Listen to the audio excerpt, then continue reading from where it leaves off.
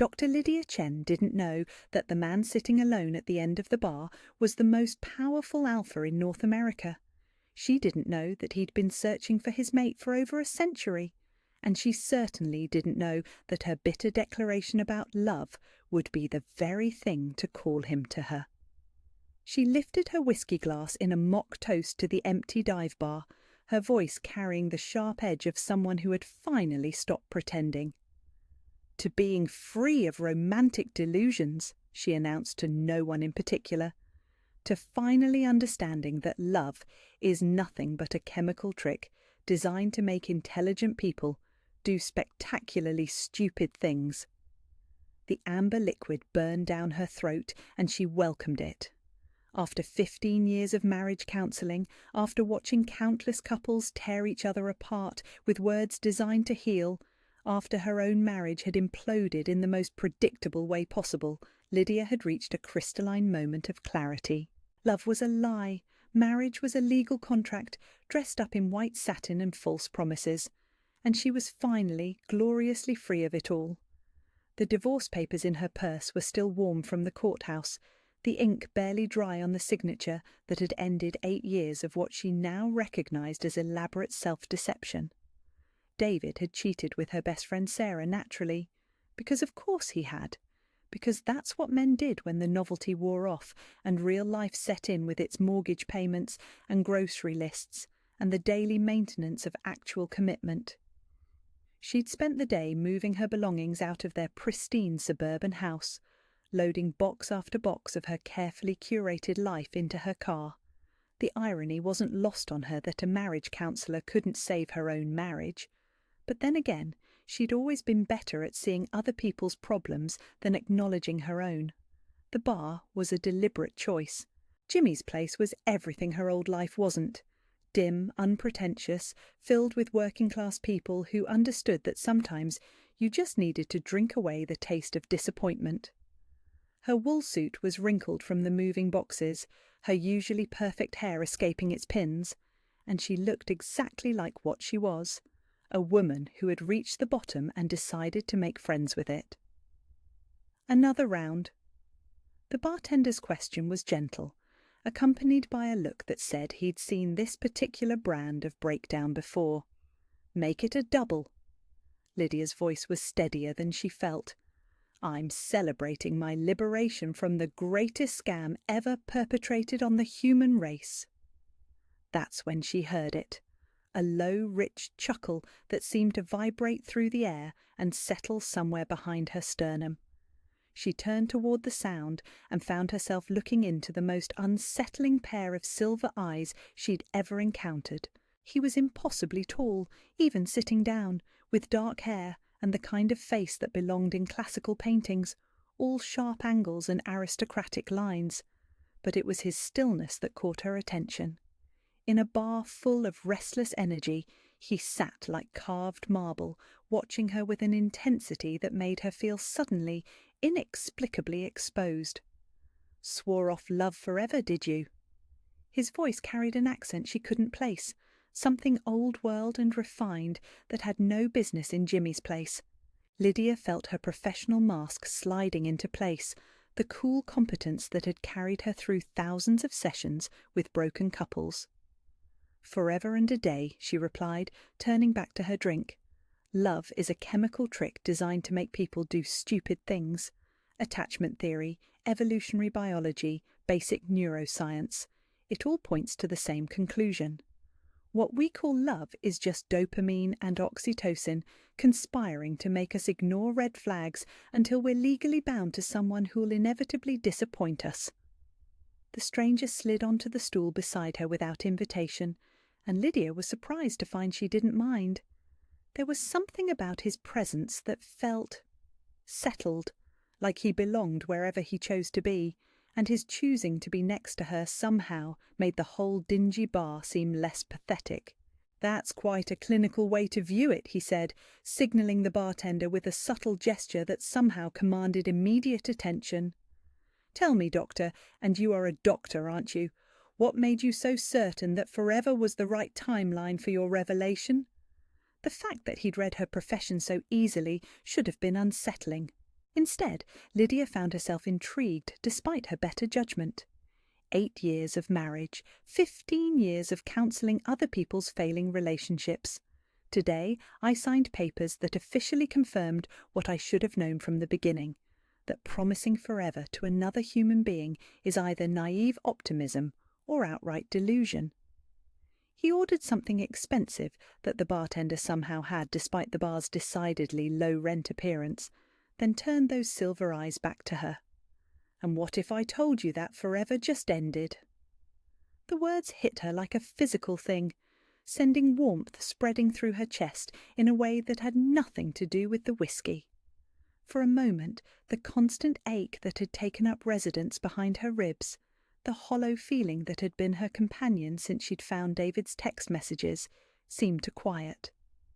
"I'd say you've been drinking longer than I have," she managed, but her voice had lost its sharp edge. Something about this man made her feel strangely breathless, like the air in the bar had suddenly become thinner. He laughed again, and the sound did something dangerous to her equilibrium.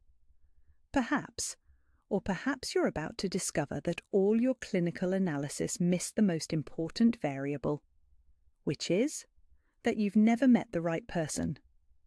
Lydia turned to face him fully, ready to deliver a withering response about the statistical impossibility of soulmates and the danger of romantic fantasies. But when their eyes met directly, the words died in her throat. Something shifted in the space between them, something that felt like recognition despite the fact that she was certain she'd never seen him before. The sensation was immediate and overwhelming, as if a golden thread had suddenly pulled tight behind her sternum, connecting her to this stranger in a way that defied everything she understood about human psychology. Her analytical mind scrambled for an explanation. Stress response, alcohol, rebound vulnerability. But none of those clinical terms could account for the way her entire nervous system seemed to be recalibrating itself around his presence. "What?" she started, then stopped, unsure what question she was even trying to ask. "What's your name?" he asked instead, and somehow that simple question felt like the most important thing anyone had ever asked her. "Lydia," she heard herself say. "Dr. Lydia Chen." Lydia. He repeated her name like he was testing how it felt in his mouth, and the way he said it made her feel like she was hearing it for the first time. "I'm Marcus. Just Marcus, no last name, no title," but he said it with the quiet confidence of someone who had never needed to explain himself to anyone. And despite every rational thought in her head screaming warnings, Lydia found herself leaning slightly toward him. "You're not like the other men in here," she observed, noting the way the other patrons seemed to give him space without appearing to consciously avoid him. There was something about him that suggested predator, though she couldn't put her finger on what exactly triggered that instinct. "No," he agreed simply, "I'm not." The honesty of it should have been alarming. Instead, it was strangely refreshing after years of David's careful image management and polite social lies. This man, Marcus, seemed incapable of pretense, as if he'd simply decided that truth was more efficient than deception. "So, what brings you to Jimmy's place?" she asked, gesturing around the decidedly unglamorous surroundings. "You don't exactly seem like the dive bar type." "I was looking for something," he said, those silver eyes never leaving her face. "And I believe I've found her." The words should have triggered every alarm bell she possessed. Strange man, obvious pickup line, her own vulnerability making her a perfect target for someone with less than honourable intentions. But instead of warning bells, all she felt was that strange settling sensation, like pieces of herself that had been scattered were suddenly clicking back into place. "That's quite a line," she said, but there was no real scepticism in her voice. "Do you use that on all the recently divorced women drinking alone in bars?" "I've never needed to use lines before," Marcus replied, with such matter-of-fact certainty that she almost believed him. "And you're not just any recently divorced woman, are you, Lydia?" The way he said her name sent heat spiraling through her, settling low in her belly in a way that had nothing to do with alcohol and everything to do with the man beside her. She couldn't remember the last time someone had looked at her like she was interesting, like she was worth the full weight of their attention. "What makes you think that?" "Because you're sitting here declaring war on love itself instead of crying into your wine and planning revenge," he said. "Because you're analysing your own emotional responses like a clinical case study. Because even in your pain, you're formidable." Formidable. No one had ever called her formidable before. Competent, professional, helpful, but never formidable. The word settled into her chest like a missing piece she hadn't known she was looking for. "You don't know anything about me," she said, but it lacked conviction. "I know you're stronger than you think you are," Marcus said quietly. "I know you're more than the role you've been playing, and I know that whoever hurt you was a fool who didn't deserve what he had." The accuracy of his assessment was unsettling, but not in a threatening way. More like the relief of being seen clearly after years of feeling invisible. "You're very confident for someone I just met," she managed. "I have good instincts about people." His smile was small but devastating. "And my instincts are telling me that you're going to let me drive you home." She should have said no, should have gathered her purse and walked out of the bar and never looked back, should have recognised that she was in no emotional state to make decisions about mysterious strangers with silver eyes and voices like warm honey. Instead, she found herself nodding. "I probably shouldn't," she said. "I don't usually go home with men I've just met." "I'm not asking to come home with you," Marcus clarified. "I'm asking to make sure you get home safely. There's a difference." And somehow, impossibly, that made all the difference. The offer of safety without expectation, protection without strings attached. It was such a foreign concept that she almost didn't recognise it. "Why?" she asked. "Because you matter," he said simply, "and because some instincts are worth trusting." Lydia looked into those silver eyes and felt something she hadn't experienced in so long she'd almost forgotten what it was called. Hope. Dangerous, foolish hope that maybe, just maybe, she was wrong about everything. "All right," she heard herself say, "but I'm warning you. I'm terrible company right now. I'm cynical and bitter and probably going to spend the whole ride explaining why romantic gestures are just manipulation tactics disguised as courtesy." Marcus's smile widened, and for the first time all day Lydia felt like laughing. "Dr. Chen," he said, standing and offering her his arm, with old-fashioned gallantry that should have seemed ridiculous but somehow didn't. "I'm looking forward to every word." Lydia woke to sunlight streaming through her bedroom curtains and the immediate, disorienting knowledge that something had changed. She was in her own bed, still wearing yesterday's wrinkled suit, with no clear memory of how she'd gotten there. The last thing she remembered was accepting Marcus's offer of a ride home, and then nothing. Not nothing, exactly. Fragments, the smooth leather of an expensive car, the subtle scent of cedar, and something wild she couldn't identify. His voice, low and steady, asking questions that had somehow coaxed her entire life story out of her during what should have been a simple drive across town. But the actual journey from Jimmy's place to her apartment complex remained frustratingly blank. On her nightstand, where her alarm clock usually sat alone, was a business card. Heavy stock, elegant typography, Marcus Blackwood, CEO, Blackwood Industries. Below that, a phone number and an address in the most exclusive part of the city. Lydia sat up slowly, her head surprisingly clear, despite the amount of whiskey she'd consumed. She should have been hungover, should have been mortified by her behaviour with a complete stranger.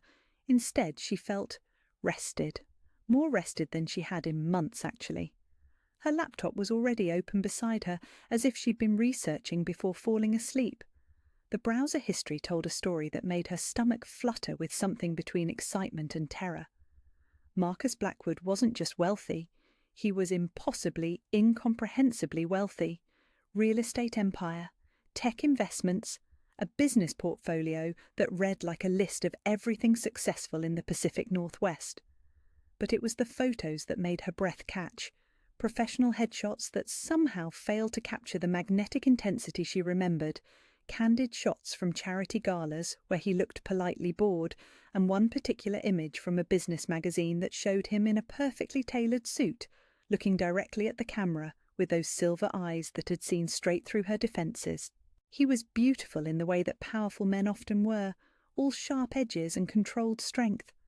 But there was something else in his face, something the photos couldn't quite capture, but that she remembered vividly from the night before. Patience. Ancient, unshakable patience, as if he had all the time in the world and had decided to spend it on her. "Get a grip, Lydia," she muttered to herself, closing the laptop with more force than necessary.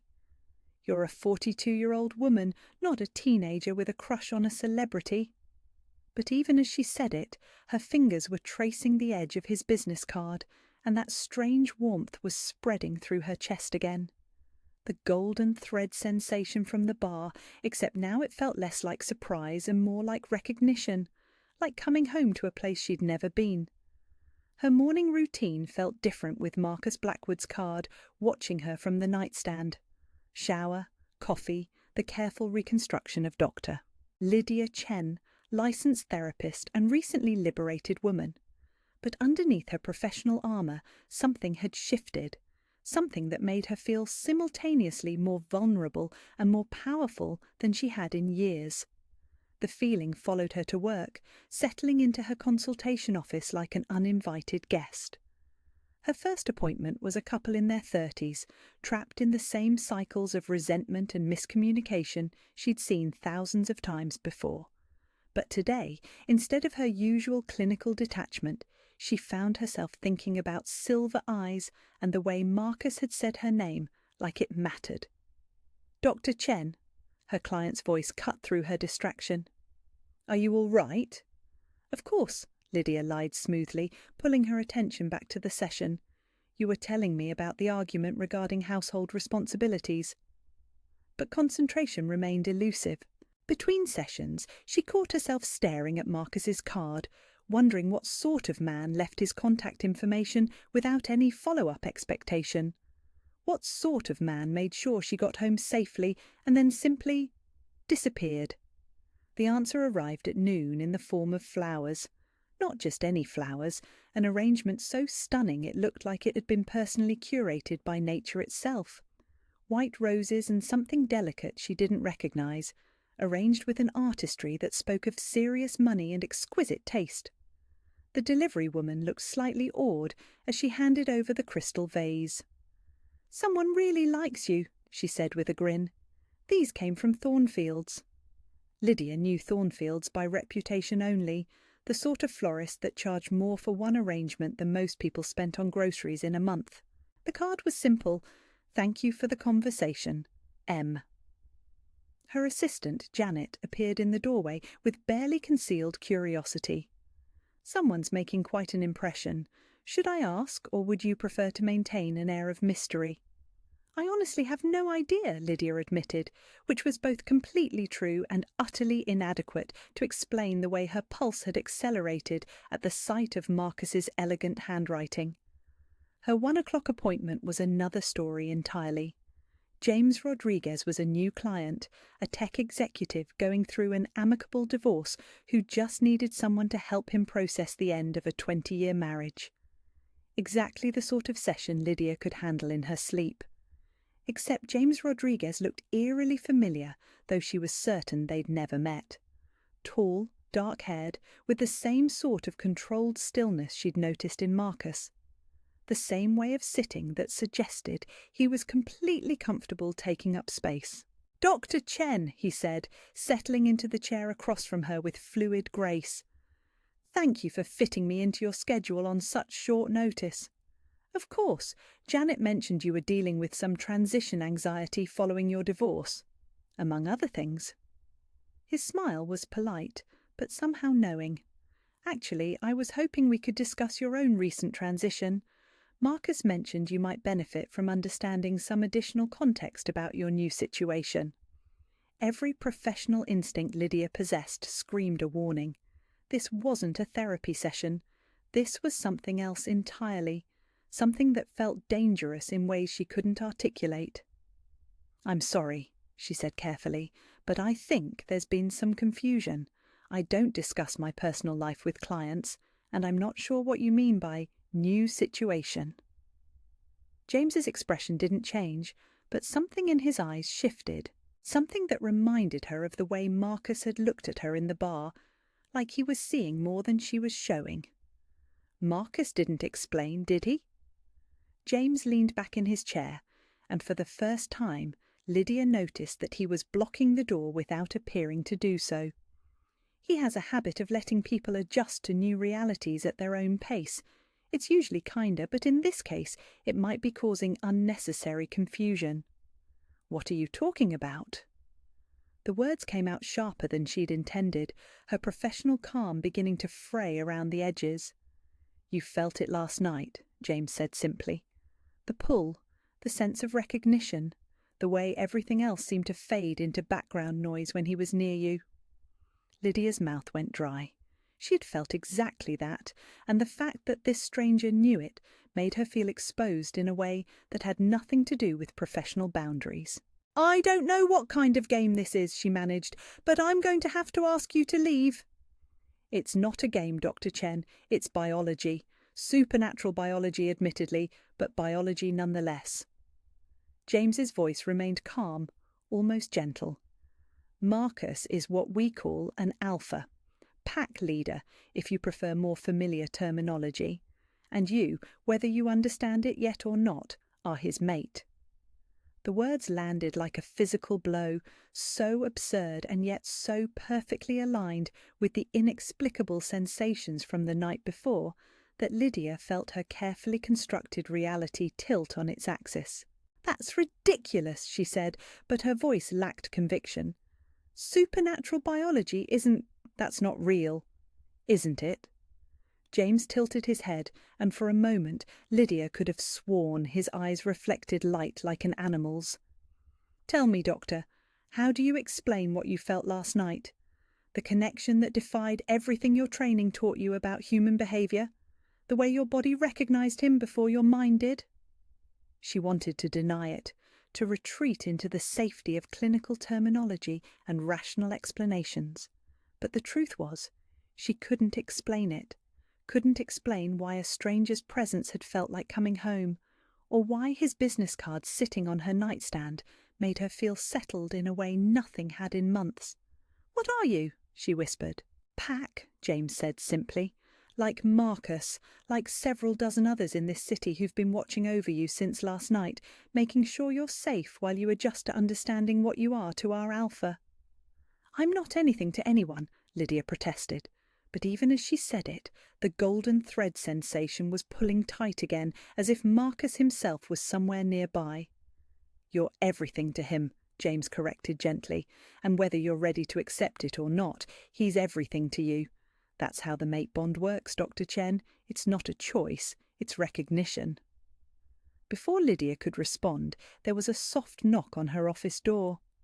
Janet's voice came through the wood, apologetic and slightly flustered. "Dr. Chen, I'm sorry to interrupt, but there's a gentleman here who says he has lunch plans with you." Lydia's heart stopped. She hadn't made lunch plans with anyone, but somehow she knew exactly who was waiting in her reception area. "That would be Marcus," James said, standing with that same fluid grace. "He has excellent timing." "I can't," Lydia said quickly, panic rising in her throat. "I have appointments this afternoon. I have patients who depend on me. I can't just leave my practice to have lunch with a man I barely know." "You can," James said with quiet certainty, "and you will, because despite everything your rational mind is telling you, you want to see him again. You want to understand what's happening between you." He was right, and that terrified her more than any supernatural explanation ever could. She did want to see Marcus again. Had been thinking about him all morning, despite her best efforts to focus on anything else. The thought of him waiting just outside her door made her feel simultaneously anxious and exhilarated. "This is insane," she whispered. "Most of the best things are," James replied. "Dr. Chen, you've spent your career helping people navigate the complexities of human relationships, but what you felt last night, what you're feeling right now, that's not complex. It's the simplest thing in the world. He's yours and you're his. Everything else is just details." Another knock, more insistent this time. And underneath her fear and confusion, Lydia felt that golden thread pulling tighter, calling her towards something she didn't understand but couldn't seem to resist. "Tell me this isn't some elaborate scam," she said. "Tell me you're not setting me up for something horrible." "Marcus has been alone for longer than you can imagine," James said seriously. "He's powerful enough to have anything he wants, but what he wants is something that can't be bought or taken or manipulated into existence. He wants his mate. He wants you. And if you give him a chance, if you give yourself a chance, you might discover that everything you thought you knew about love was based on settling for far less than what's actually possible." The words hung in the air between them, and Lydia found herself thinking about the previous night, about the way Marcus had made her feel seen and valued without asking for anything in return, about his promise to make sure she got home safely, kept without expectation or demand. "What happens if I say yes?" she asked. "Then you find out what it feels like to be someone's everything," James said simply. "What happens if you say no?" Lydia considered that, considered going back to her careful, controlled life, her empty apartment and her professional success and her complete freedom from romantic entanglements. Yesterday, that had felt like victory. Today, it felt like a consolation prize. "I'll need to reschedule my afternoon appointments," she said finally. James smiled, and for the first time since he'd entered her office, he looked entirely human. "Janet's already on it. Marcus may have excellent timing, but he's also excellent at planning ahead." The presumption should have irritated her. Instead, she found it oddly comforting. Someone else making plans, thinking ahead, taking care of the details while she focused on bigger questions, like whether she was brave enough to find out what came next. "Dr. Chen?" Janet's voice came through the door again. "Should I tell him you'll be right out?" Lydia looked at James, who was watching her with an expression of patient encouragement. Then she looked at the flowers Marcus had sent, sitting on her desk like a promise she wasn't sure she was ready to accept. "Tell him," she said, her voice steadier than she felt, "that I just need a minute to grab my coat." The restaurant Marcus chose was everything Lydia's analytical mind told her to be suspicious of. Intimate without being cliché, expensive without being ostentatious, and somehow completely empty except for the two of them despite being prime lunch hour in the heart of the financial district. "You bought out the entire restaurant," she observed, settling into the chair he held for her with an old-world courtesy that should have felt antiquated, but somehow didn't.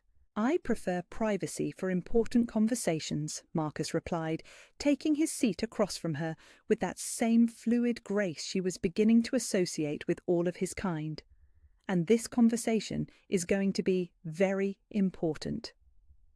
Lydia found herself cataloguing details the way she did when a therapy session was taking an unexpected turn, the way the other staff moved around them with deferent efficiency, the subtle tension in Marcus's shoulders that suggested he was more nervous than his calm exterior indicated, the fact that despite owning what was clearly a fortune in real estate, he seemed more interested in watching her reactions than displaying his wealth. "James explained some things," she began carefully, "that I'm still trying to process about what you are, what we, supposedly, are to each other." "And what did your professional training tell you about his explanation?" The question surprised her. Most men in her experience became defensive when their claims were subjected to analytical scrutiny. But Marcus seemed genuinely curious about her psychological assessment of the situation. "That it's either an elaborate delusion shared by multiple people, which would suggest a cult-like environment with a charismatic leader," she said, watching his face for tells, or that I'm experiencing some sort of psychological break brought on by the stress of my divorce, and I'm projecting supernatural explanations onto perfectly normal attractions and coincidences. Marcus nodded seriously, as if he were considering her analysis with the same professional interest she'd applied to it. Both reasonable hypotheses. What evidence would you need to determine which explanation is accurate? Lydia paused, thrown off balance by his willingness to engage with her scepticism rather than dismiss it. I suppose I'd need to see something that couldn't be explained by conventional psychology or social manipulation. Such as... Before she could answer, their waiter approached with wine that Marcus hadn't ordered, poured with the sort of reverent attention usually reserved for religious ceremonies. The man's movements were too fluid, too precise, and when he smiled at Lydia, she caught a glimpse of teeth that seemed altogether too sharp. "Thank you, David," Marcus said quietly, and the waiter, David, inclined his head in what looked almost like a bow before gliding away with steps that made no sound at all. "Pack member?" Lydia asked, her voice steadier than she felt. "Pack member," Marcus confirmed, probably wondering why his alpha is having lunch with a human who smells like confusion and analytical overthinking.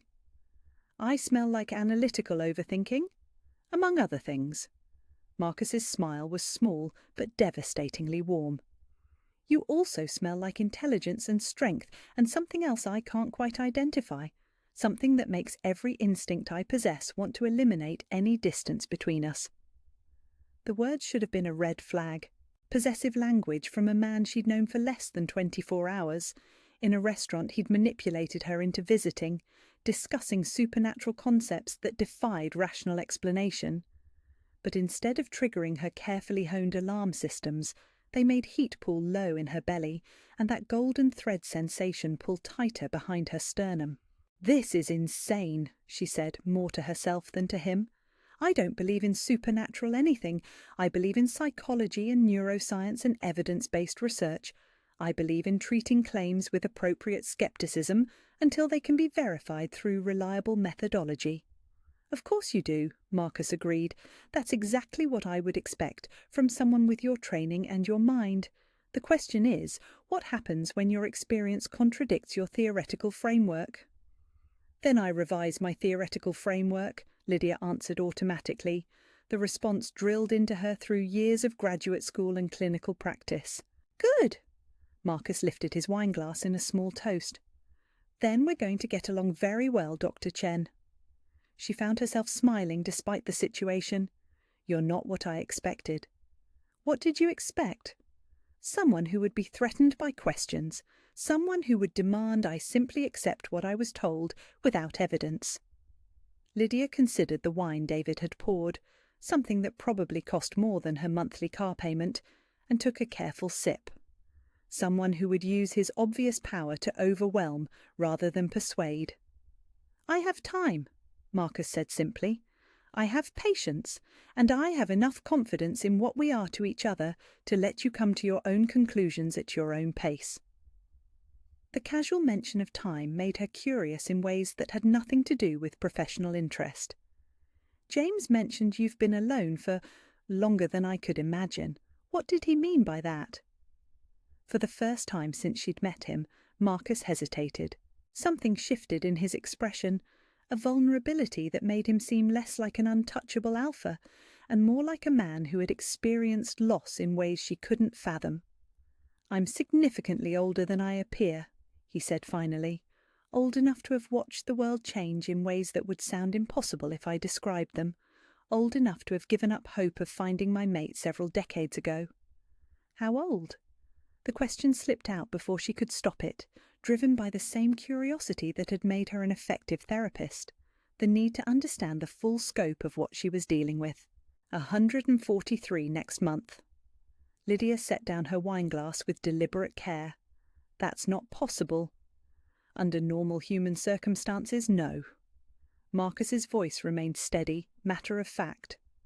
"But I'm not human, Lydia, and the moment you accepted the mate bond, the moment you let me bring you home safely last night, you stopped being entirely human too." The restaurant seemed to tilt around her, and for a moment she wondered if someone had put something in her wine. "What are you talking about?" "The bond changes you," Marcus explained gently. "Not immediately, not dramatically, but gradually. Extended lifespan, enhanced healing, increased strength and stamina. You'll become something between human and shifter, not enough to transform, but enough to be truly compatible with pack life."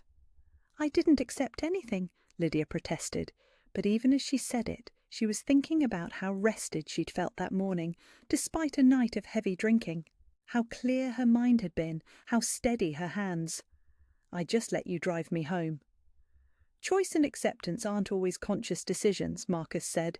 "Sometimes your soul recognizes what your mind isn't ready to acknowledge." She wanted to argue, to retreat into the safety of clinical terminology and rational skepticism. But the truth was, something had changed. Something fundamental had shifted in her between the moment she toasted her freedom from love and the moment she'd looked into Marcus's silver eyes and felt that impossible recognition. "This is happening very fast," she said finally. "It is, and I know that's difficult for someone who's used to controlling every variable." Marcus reached across the table, his fingers brushing against hers with careful gentleness. "Tell me what you need to feel safe with this." The question surprised her again. Not what he needed, not what the situation demanded, but what would make her feel secure enough to continue exploring whatever was happening between them. "Time," she said, "space to process, and honesty, even when the truth is uncomfortable." "Done." "Just like that?" "Just like that." Marcus's thumb brushed across her knuckles, and the simple touch sent electricity racing up her arm. "I told you, Lydia, I have patience, and you're worth waiting for." The words settled into her chest, like puzzle pieces finding their proper places. No one had ever been willing to wait for her before. David had wanted her to fit into his timeline, his vision of what their life should look like. Her previous relationships had all been exercises in compromise and adaptation, but Marcus was offering something different, something that felt like space to be exactly who she was while becoming whatever she was meant to be. "What happens next?" she asked. "We get to know each other," Marcus said, "slowly, carefully, at whatever pace feels right to you. I court you properly, the way someone like you deserves to be courted." "Court me?" Lydia couldn't help but laugh. "That's very old-fashioned." "I'm a very old-fashioned man." His smile turned slightly wicked. "In some ways. In others, I'm thoroughly modern." The implication in his voice made heat spiral through her again, and she found herself wondering what it would be like to be courted by someone with Marcus's patience and power, what it would feel like to be pursued by someone who had literally all the time in the world and had chosen to spend it on her. "I have conditions," she said, surprising herself with her boldness. "I'm listening." "No more mysterious pack members showing up at my office without warning. If you want me to meet your people, ask first." "Agreed."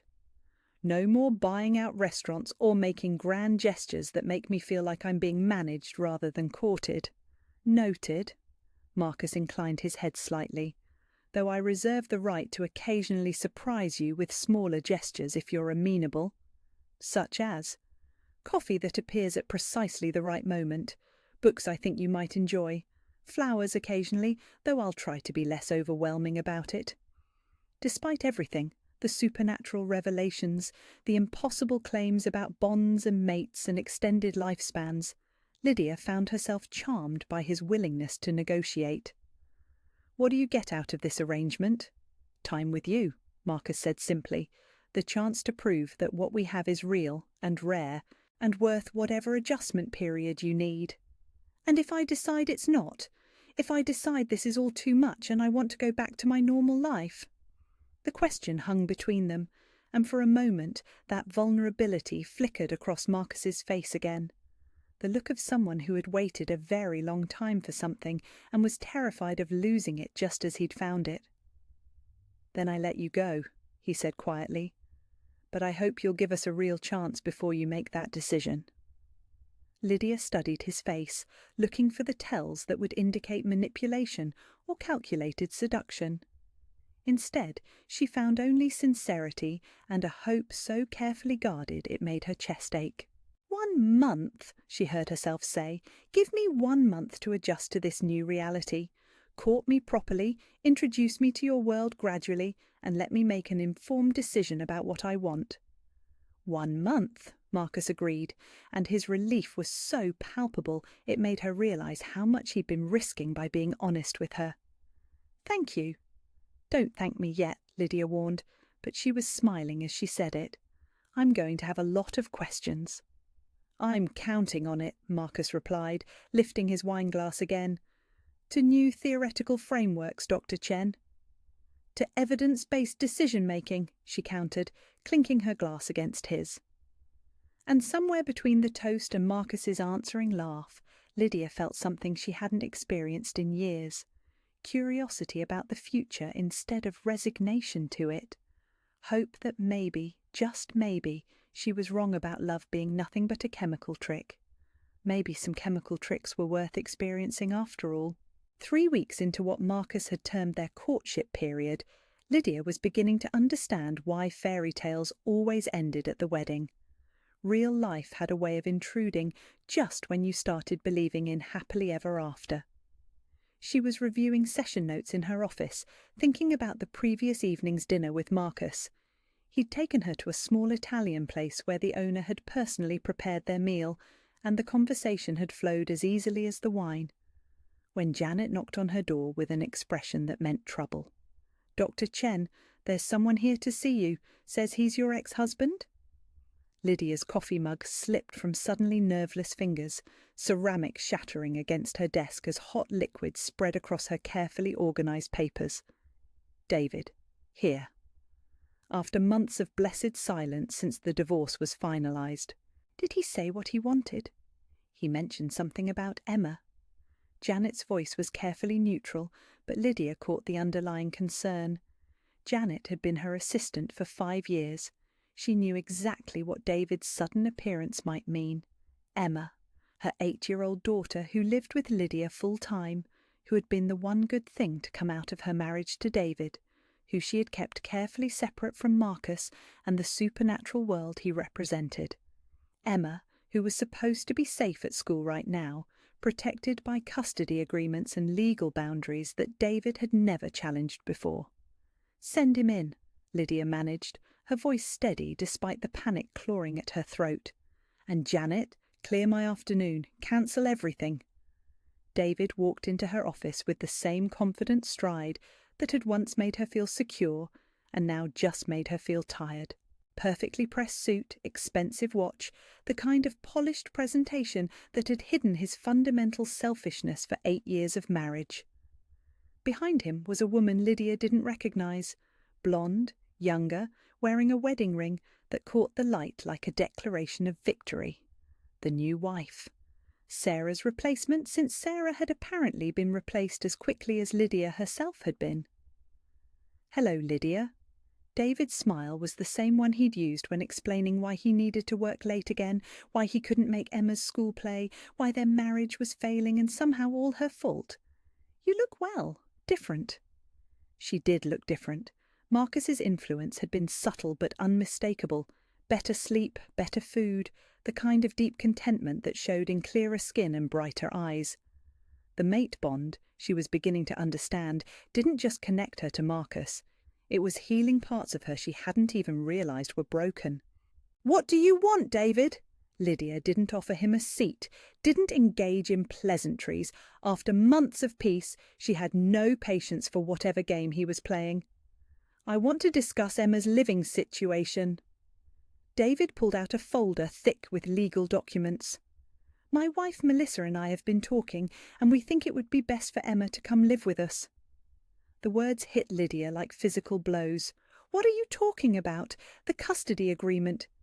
The custody agreement was based on certain assumptions about stability and appropriate living environments, David interrupted smoothly. "Assumptions that may no longer be valid."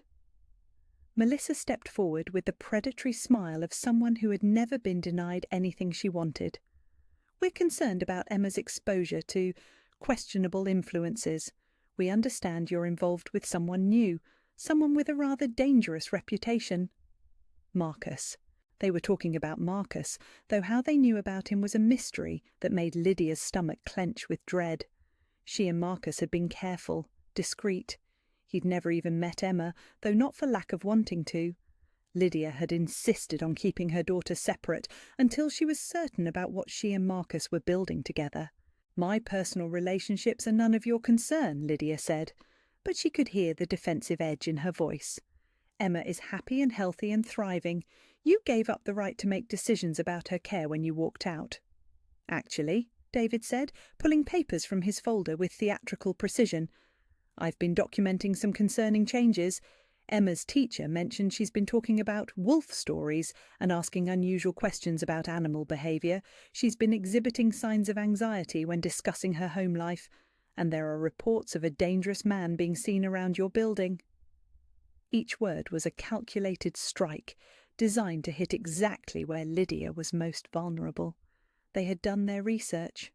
Somehow they knew about the supernatural world Marcus had introduced her to, knew enough to twist innocent details into evidence of instability. You're lying. But even as Lydia said it, she was thinking about Emma's recent questions. Her daughter had always been curious, but lately she'd been asking about why some people seemed different, why Lydia seemed happier, whether there were really such things as guardian angels.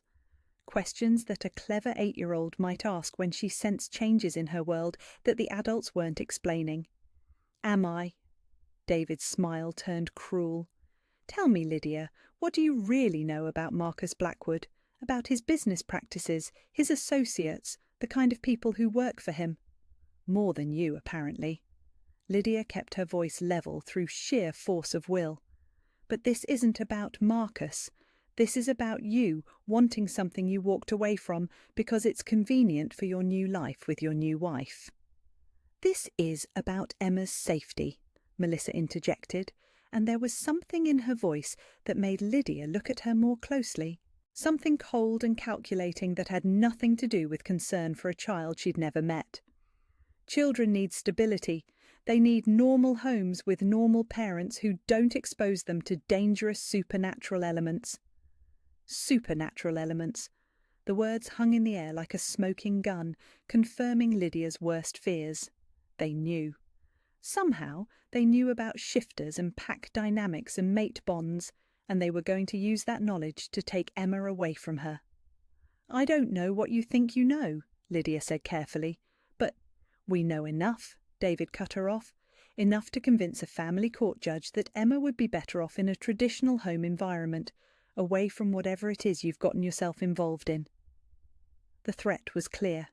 They would weaponize the supernatural world against her, paint Marcus and his pack as dangerous influences, use Emma's own curiosity as evidence that Lydia was exposing her to inappropriate content. It was brilliant in its cruelty, and David had always been brilliant when he wanted to hurt her. What do you want? Lydia asked again, though she already knew. This wasn't about Emma. It was about power, about David's need to control and possess, to take away anything good that Lydia had found for herself. Full custody, Melissa said with barely concealed satisfaction. Emma moves in with us immediately. You get supervised visitation pending a psychological evaluation and assessment of your current living situation. Like hell. The words came out with more force than Lydia had intended, years of suppressed anger finally finding their target. Emma stays with me. You walked away, David. You don't get to come back and play devoted father when it suits your new narrative. Actually, we do. David's folder contained more papers than any one custody challenge should require. I've been granted an emergency hearing tomorrow at 10. I suggest you get a lawyer, Lydia, though I doubt it will matter. No judge is going to leave a child in a home where she's being exposed to unusual influences. They left her office with the same confidence they'd entered with, leaving behind only the lingering scent of expensive perfume and the wreckage of Lydia's carefully rebuilt life. She sat in her chair for a long time after they were gone, staring at the legal papers that might as well have been a death sentence. Emma, her bright, curious, loving daughter, who had been the one pure thing to come out of her marriage to David, who trusted Lydia to keep her safe and happy and loved, who was about to be used as a weapon in a war Lydia hadn't even known she was fighting. Her phone buzzed with a text from Marcus. "Dinner tonight. I found a new place I think you'd like." Lydia stared at the message, thinking about silver eyes and patient smiles and the way Marcus had never pushed for more than she was ready to give. About the month he'd promised to give her to decide if what they had was real. About how David and Melissa somehow knew exactly enough about the supernatural world to destroy everything. She typed back, "We need to talk. Something's happened." His response came immediately. "Where are you? I'm coming to you." "My office, but Marcus, whatever it is, we'll handle it together." Together. As if the problems that came with loving her were just puzzles to be solved rather than burdens to be endured. As if he'd signed up for the complicated reality of her life instead of just the easy parts. But that was exactly what David was counting on, wasn't it? That Marcus would realise what it meant to be with her, the ex-husband and the custody battles, and the daughter who came with questions and complications, and decide it was too much trouble, that he'd walk away, leaving Lydia isolated and vulnerable just when she needed support most. 20 minutes later, Marcus walked into her office with the kind of calm urgency that somehow managed to be both reassuring and intimidating. He took one look at her face, at the scattered papers and broken coffee mug, and his expression shifted into something that reminded her exactly why other people called him Alpha. "Tell me," he said simply. So she did. The custody challenge, the threats, the evidence that David and Melissa somehow knew about the supernatural world and planned to use it against her. Marcus listened without interruption, his stillness becoming more pronounced with every detail until he looked like a predator deciding how best to eliminate a threat. "How much do they actually know?" he asked when she was finished. "Enough to be dangerous, maybe more than enough." Lydia's hands were shaking as she tried to organise the legal papers. "Marcus, I should have told you about Emma sooner. I should have—" "You protected your daughter," Marcus interrupted gently. "That's what good mothers do. And now I'm going to protect both of you." "You don't understand." Lydia looked up at him, seeing her own fear reflected in his silver eyes. "This is exactly what I was afraid of. This is why I swore off love in the first place, because it gives people weapons to use against you, because the more you have to lose, the more vulnerable you become." Marcus moved around her desk with that fluid grace, pulling her to her feet and into his arms with infinite care. "Lydia, look at me." She did, and found steady strength instead of the pity or frustration she'd expected. "I know you're scared," he said quietly. "I know every instinct you have is telling you to push me away before I make this situation worse, but I'm not David. I'm not going to abandon you when things get difficult." "How can you be sure?" The question came out smaller than she'd intended, revealing the depth of her terror. "You don't know what you're signing up for, custody battles and legal fees and a daughter who asks too many questions. You don't know what it means to love someone who comes with this much baggage." "I know exactly what it means," Marcus said, his voice carrying the weight of absolute certainty. "It means I get to love you, all of you, the brilliant therapist and the fierce mother and the woman brave enough to rebuild her life from scratch. It means I get to be the person who stands with you when the world tries to tear you down. And if we lose, if they take Emma away, then we fight until we get her back." Marcus's arms tightened around her, and for the first time since David had walked into her office, Lydia felt like she could breathe. "But we're not going to lose, Lydia, because they made one very significant miscalculation." "Which is?" Marcus's smile was sharp enough to cut glass. "They threatened my mate, and they threatened our daughter. That's not something I take lightly. Our daughter. As if Emma was already his to protect, already part of the family he was building with Lydia. As if commitment meant claiming not just the woman, but everything that mattered to her. "I can't ask you to fight this battle for me," Lydia whispered. "You're not asking," Marcus replied. "I'm telling you, they want to play games with custody and legal threats. Fine, but they're about to discover that when you come for an Alpha's family, you'd better be prepared for war." The family courthouse at 10 in the morning should have been just another government building filled with overworked civil servants and routine legal proceedings. Instead, it felt like a battlefield where Lydia's entire future hung in the balance. She sat at the plaintiff's table with her hastily retained lawyer, a sharp-eyed woman named Catherine Mills who specialised in supernatural custody cases and had been recommended by someone in Marcus's network. Across the aisle, David and Melissa looked perfectly composed, surrounded by an expensive legal team that had clearly been preparing for this moment far longer than the emergency hearing timeline suggested. What David and Melissa didn't know was that Marcus Blackwood hadn't spent the previous night making phone calls and pulling strings. He'd spent it doing what Alphas did when their families were threatened, assembling overwhelming force and preparing to deploy it with surgical precision. The evidence had appeared like magic. David's hidden gambling debts, documented in meticulous detail by investigators who move faster than humanly possible.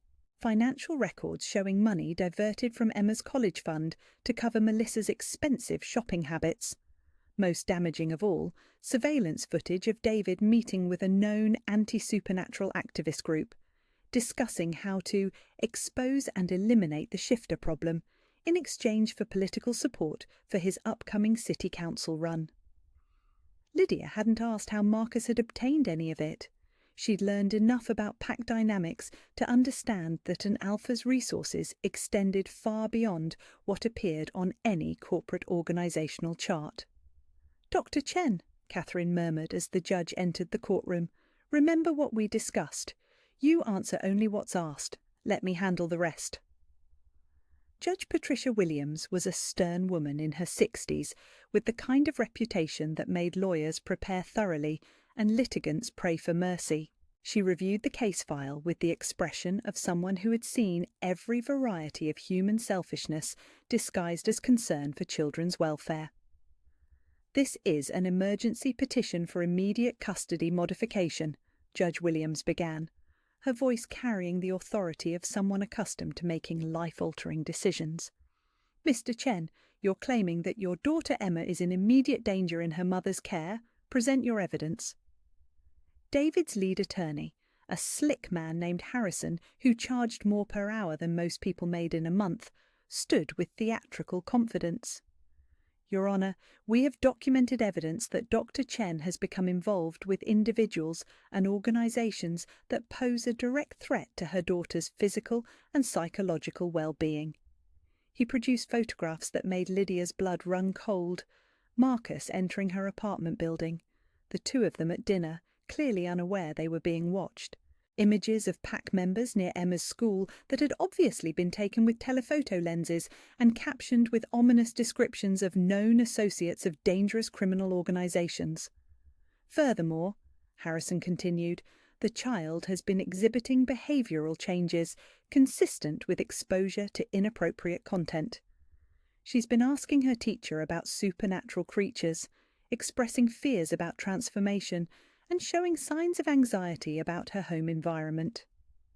It was a masterful presentation of carefully manipulated facts, designed to paint Marcus and his pack as predators, and Lydia as a mother too blinded by infatuation to protect her child. Lydia felt her carefully maintained composure beginning to crack as she watched her relationship with Marcus, the first healthy, supportive partnership she'd ever experienced, being twisted into evidence of her unfitness as a parent. Then Marcus walked into the courtroom. The change in atmosphere was immediate and unmistakable. Conversations died mid-sentence. Even the court reporter looked up from her machine to stare.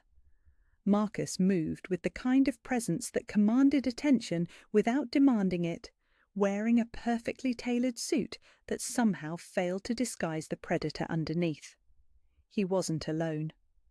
Behind him came James Rodriguez, whom Lydia now knew was his second-in-command, followed by two women she recognised as high-ranking pack members. They arranged themselves in the gallery with the kind of coordinated precision that spoke of military training and absolute loyalty. David's face went white as he recognised exactly who had just entered his carefully orchestrated legal ambush. "Your Honour," Catherine Mills rose smoothly, "we'd like to call a character witness for Dr. Chen, Marcus Blackwood, CEO of Blackwood Industries." Harrison was on his feet immediately. "Objection. This witness wasn't disclosed."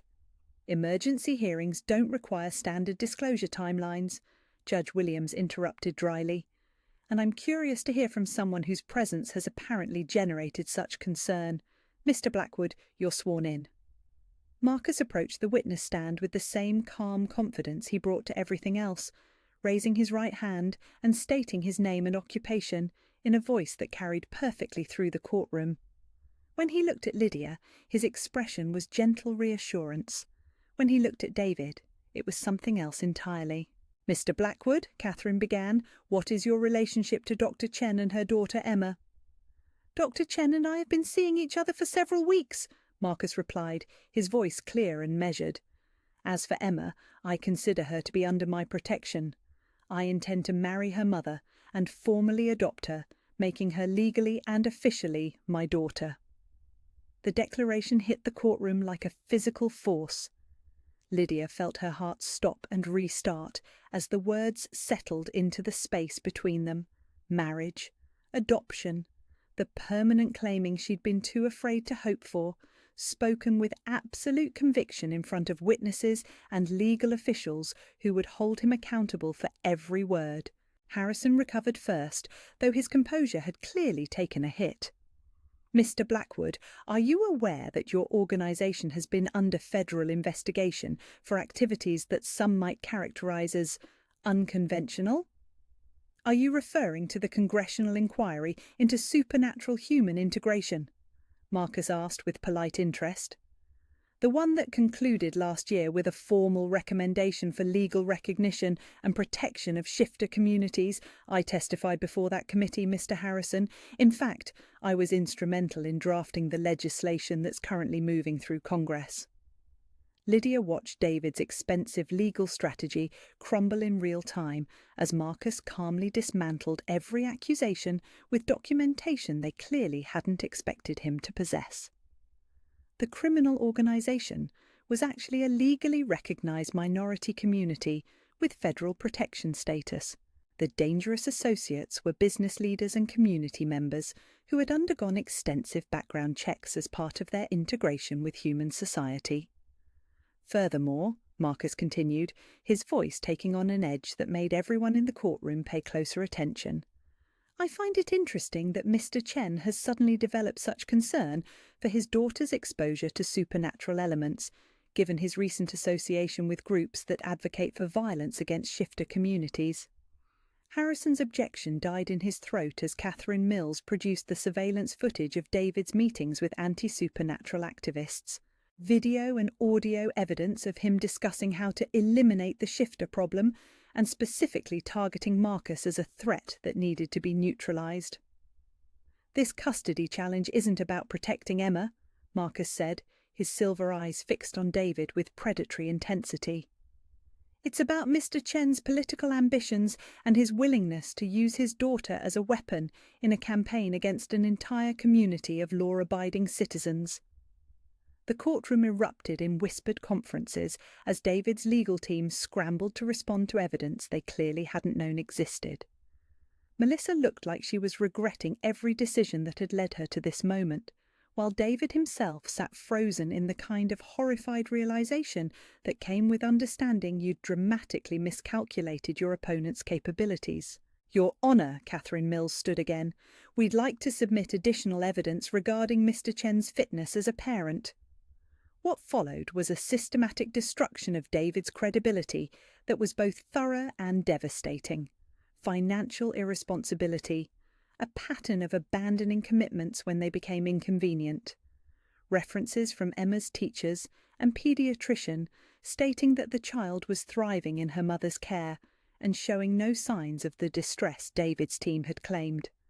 Most damaging of all was the revelation that David's new wife had a history of complaints from previous stepchildren about emotional manipulation and verbal abuse.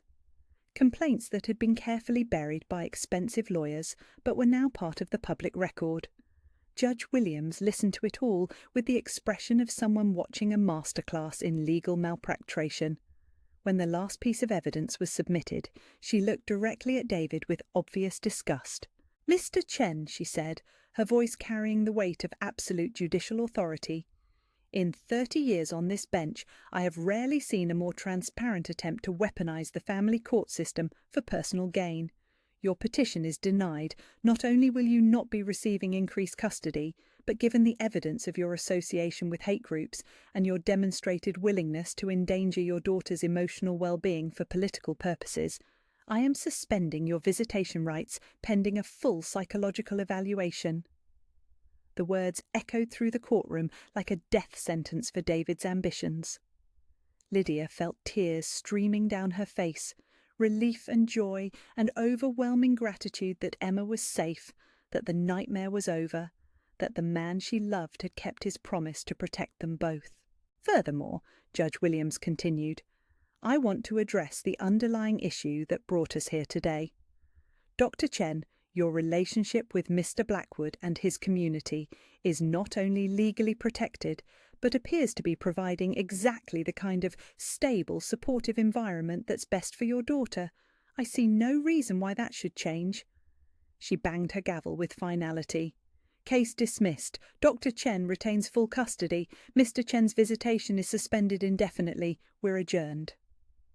As the courtroom emptied around them, Marcus pulled Lydia into his arms with the kind of fierce tenderness that made her feel simultaneously protected and precious.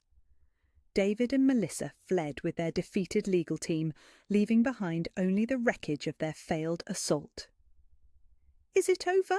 Lydia whispered against Marcus's chest, still hardly daring to believe that they'd won so completely. "It's over," Marcus confirmed, his voice rough with emotion. "Emma's safe, you're safe, and everyone who matters knows exactly where we stand." "Thank you," she said, though the words felt inadequate for what he'd done. "Thank you for fighting for us. Thank you for keeping your promise." "Lydia." Marcus pulled back just enough to look into her eyes, his expression serious. "What I said in there about marriage and adoption, I meant every word. When you're ready, when you feel certain about us, I want to make it official. I want to be Emma's father and your husband and the person who stands between our family and anything that tries to hurt us."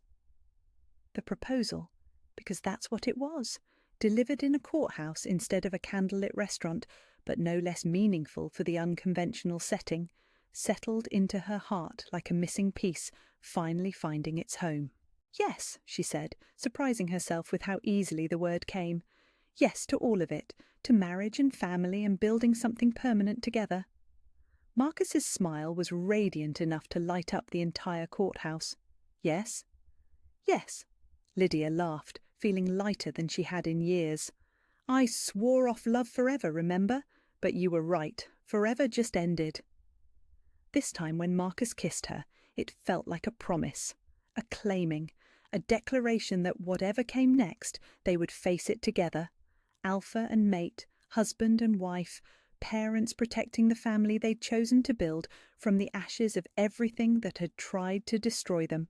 In the gallery behind them, the pack members who had come to witness their alpha's public claiming smiled with satisfaction. Their family was complete. Their future was secure. And anyone who threatened either would learn exactly why you didn't cross an alpha who had finally found his mate. 6 months later, Dr. Lydia Chen Blackwood stood in the kitchen of Marcus's sprawling family home, watching her husband make coffee while their daughter Emma chatted excitedly about her upcoming science project on animal behaviour. The morning sunlight streaming through the windows caught the gold band on her finger, and she still felt a little thrill of surprise every time she noticed it there. The transition to pack life had been easier than she'd expected, though that was probably because Marcus had made it his personal mission to ensure every detail was perfect. Emma had her own wing of the house, complete with a bedroom that overlooked the gardens and a study space where she could spread out her homework and art projects. The pack members had welcomed them with a warmth that felt like coming home to a family Lydia had never known she was missing. "Mum, did you know that wolves have a complex social structure based on family units rather than dominance hierarchies?" Emma announced from her seat at the kitchen island, where she was carefully organising her research notes. "And that the alpha pair are usually just the parents of the pack, not some kind of dictator wolves like they show in movies." "Is that so?" Lydia exchanged an amused look with Marcus, who was struggling to hide his smile. Their daughter's science project had inadvertently become an education in actual pack dynamics, much to the delight of everyone involved. "Uncle James said he'd help me with the presentation," Emma continued, referring to Marcus's second-in-command with the casual familiarity of a child who had never questioned her place in their supernatural family. "He knows a lot about wolf behaviour because he studies animal psychology for his job." It was a careful truth, the kind of explanation that satisfied a curious 8-year-old while protecting the secrets that weren't hers to know.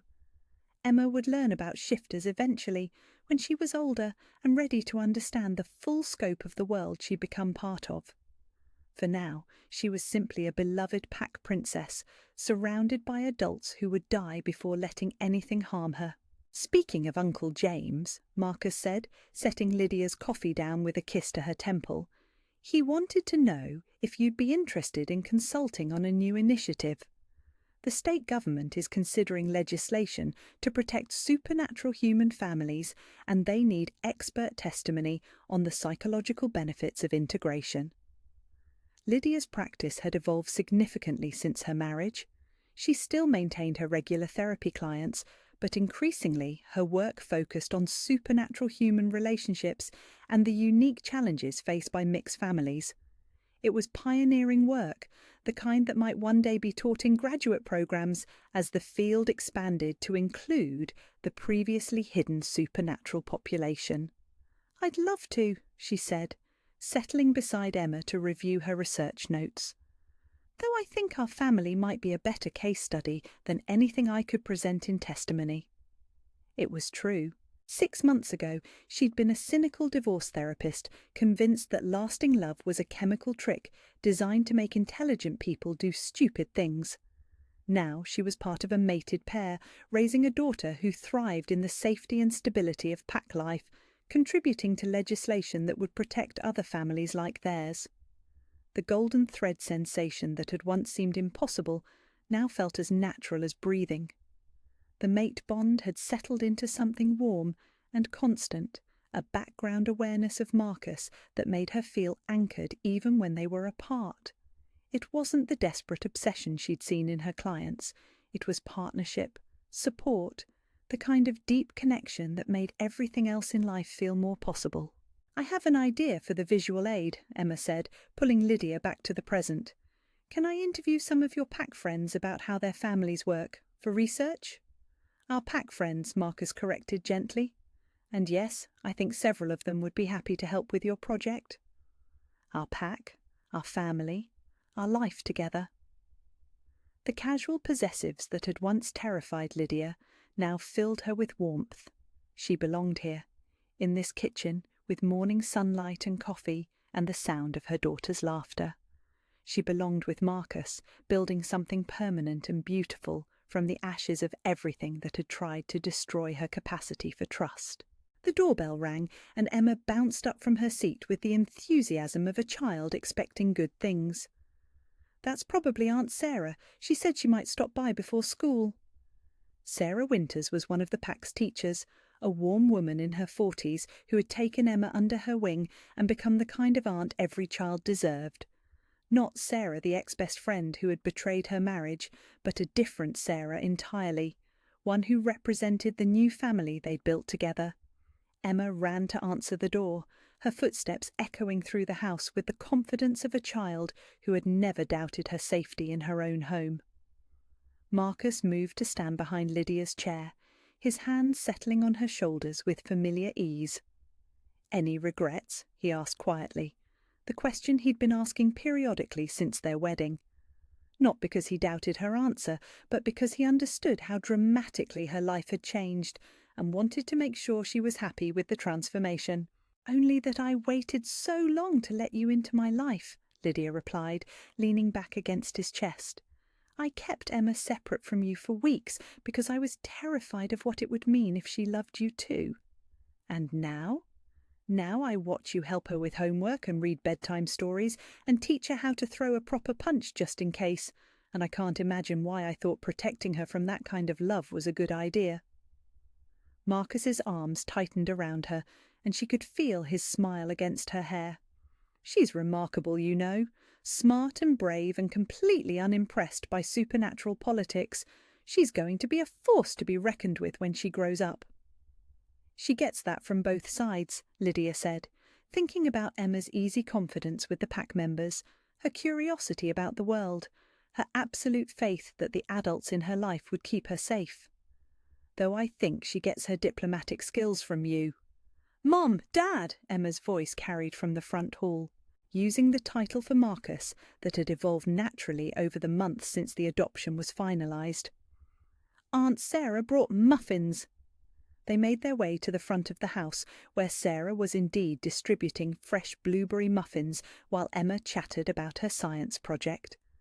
It was a scene of such normal domestic happiness that Lydia sometimes had to remind herself it was real, not some elaborate fantasy her subconscious had created to cope with loneliness. "Dr. Chen, sorry, Dr. Blackwood," Sarah corrected herself with a grin. "I wanted to thank you again for the referral. The couple you sent to me is making remarkable progress." "Please, just Lydia, and I'm glad it's working out. They needed someone who understood the unique challenges of human-shifter relationships." It was one of the unexpected benefits of her new life, being able to help other couples navigate the complexities of supernatural integration. Her practice had become a resource for families dealing with everything from new mate bonds to children discovering their heritage, and the work felt more meaningful than anything she'd done before.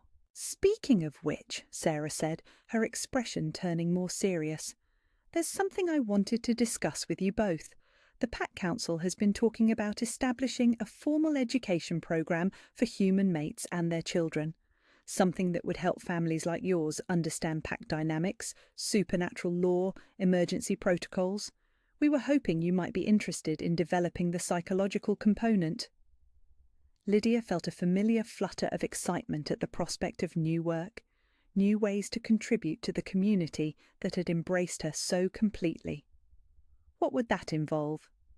Curriculum development mostly, training materials for pack members who work with human families, maybe some workshops for parents dealing with the transition. Sarah paused, glancing at Marcus. It would be a significant time commitment, but the council thinks it could help a lot of families avoid some of the confusion and conflict you experienced early on. "I think that sounds wonderful," Lydia said, already mentally organising the psychological frameworks that would be most useful. "When would you need an answer?" "Take your time," Marcus interjected smoothly.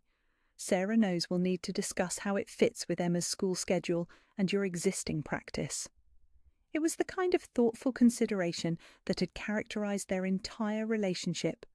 Marcus's consistent recognition that her family and career mattered as much as pack business, that decisions were made together rather than imposed from above.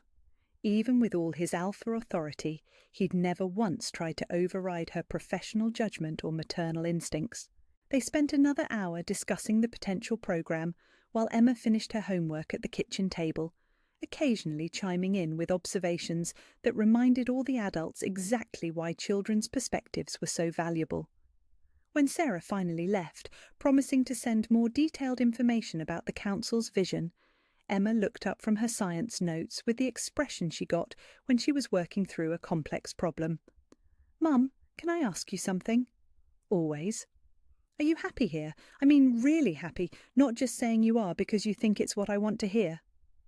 The question caught Lydia off guard, both because of its perceptiveness and because of the underlying concern it revealed. Emma had been through her parents' divorce, had lived through the custody battle, had experienced enough adult conflict to develop sophisticated emotional radar. "Yes," Lydia said simply, "I'm happier than I've ever been in my life. This is exactly where I want to be, with exactly the people I want to be with." "Good." Emma's relief was visible. "Because I really like it here. I like having a dad who comes to my school events and helps with my projects. I like having Pack family who teach me things and make me feel special. And I really, really like seeing you smile all the time instead of looking sad when you think I'm not watching." The honesty of it made Lydia's eyes sting with tears she hadn't expected.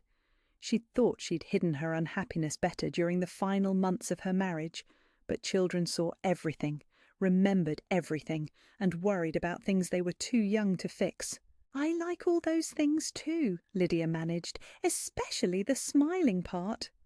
"Me three," Marcus said, settling into the chair beside Emma and stealing one of her coloured pencils to add his own notes to her project.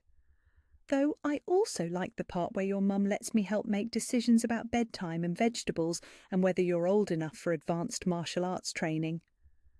"I'm definitely old enough for martial arts," Emma said immediately. "All the Pack kids learn self-defense. It's like a family tradition." "We'll discuss it," Lydia said, using the parental phrase that meant, "Probably yes, but I need time to research instructors and safety protocols." Emma grinned, recognizing the tone for what it was. "I love our family," she said, with the matter-of-fact happiness of a child who had never questioned her place in the world, "even if we are kind of weird." "Especially because we're weird," Marcus corrected, and his smile held all the warmth Lydia had once thought was impossible. "Weird families are the best families." Later that evening, after Emma was asleep and they'd settled into their own bedroom with its fireplace and mountain views, Lydia found herself thinking about the woman she'd been 6 months ago, the cynical therapist who'd toasted her freedom from love in a dive bar, convinced that romantic attachment was nothing but evolutionary trickery designed to make intelligent people vulnerable. "Do you ever miss it?" Marcus asked from beside her, apparently following her thoughts with the intuitive understanding that had developed between them. "The certainty you had about love being a lie?" "Sometimes," Lydia admitted. "It was easier in a way, simpler. If love was just chemistry, then I didn't have to risk anything. I didn't have to trust anyone.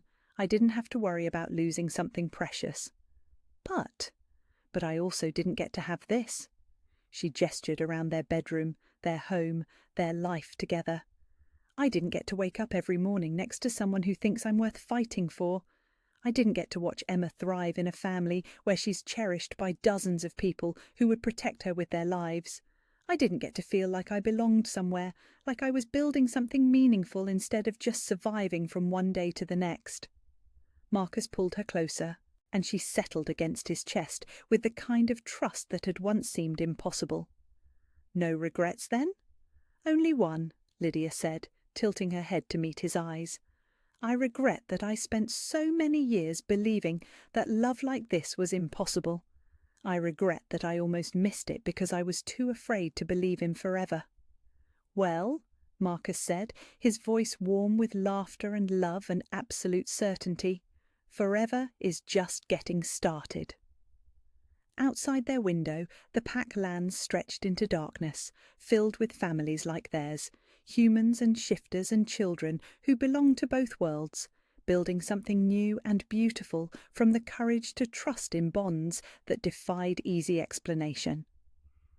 Lydia closed her eyes and felt the golden thread that connected her to Marcus, to Emma, to the family they'd chosen to become. She'd sworn off love forever, convinced it was nothing but a trick. But some tricks, she'd learned, were worth believing in. Some forever was worth fighting for, and some chemical reactions created bonds strong enough to last lifetimes. Dr. Lydia Chen had been wrong about love, and she'd never been happier to be wrong about anything in her life.